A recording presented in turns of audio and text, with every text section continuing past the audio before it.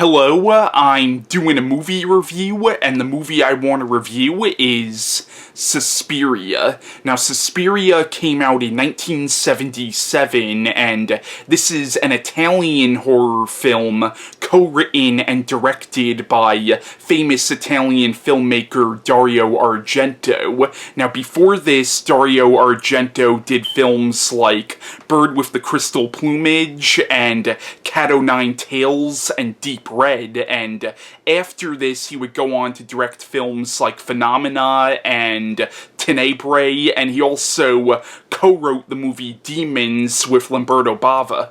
Now, Suspiria is also the first film of Dario Argento's Three Mothers trilogy. This would be followed by the sequel, Inferno, in 1980, and then the third film in the trilogy was Mother of Tears, which was released in 2007, both of which were, of course, directed by Argento. Now, this film is considered by many Dario Argento fans to be his Magnum Opus. Now, I'm not sure if I would say this is my favorite film from Dario Argento. Like, I would say this and Deep Red are probably my two favorite films from him, and I'm not really sure which one I like better. Now, this movie was inspired by a book called Suspiria di Profundis, I'm sure I'm butchering the second part of that name, by Thomas de Quincey, and it was written in the 19th century.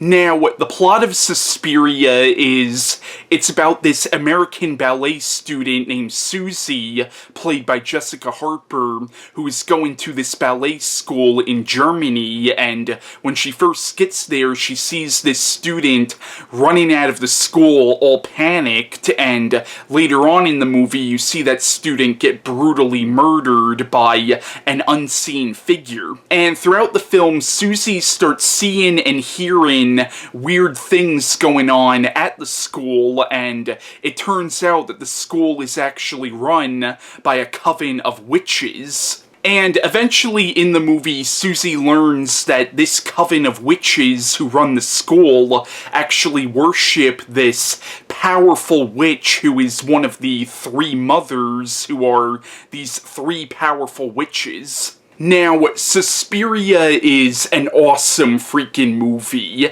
It really is. And this is also one of the creepiest horror films I have ever seen. And one of the things I find to be so creepy about this movie is the fact that it's such a nightmarish movie. Like, the whole film has this nightmare quality about it. Like, it literally feels like a nightmare put to film. Now, the film is also very operatic in terms of how the characters are and how the acting is, and there's a lot of points in this movie where the characters act kind of over-dramatically, and there's something kind of over-the-top about a lot of the acting in the film, but in this film it actually works. Like, it kind of fits the tone of the film. Also, this is an extremely well-made film. Like, just the visuals in the film and the colors and the lighting, like, it's a beautiful film to look at. Like, it's a gorgeous-looking film.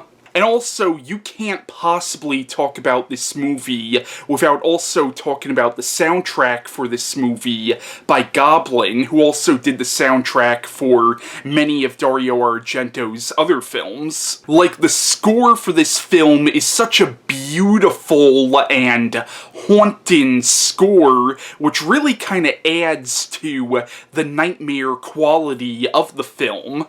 And I actually have the soundtrack by Goblin on CD. I got this at a horror convention a couple of years ago. Now, I actually used the theme music from this movie for a short film I did a couple of years ago called Bro Man Dude, which was a stupid-ass short film, and it had nothing to do with Suspiria whatsoever, but for some reason I thought it would be a good idea to have the Suspiria theme music as the music that plays over the ending credits of that, even though the film had nothing to do with Suspiria at all. Also, a lot of this film's strength, I think, comes from the main character, Susie, played by Jessica Harper.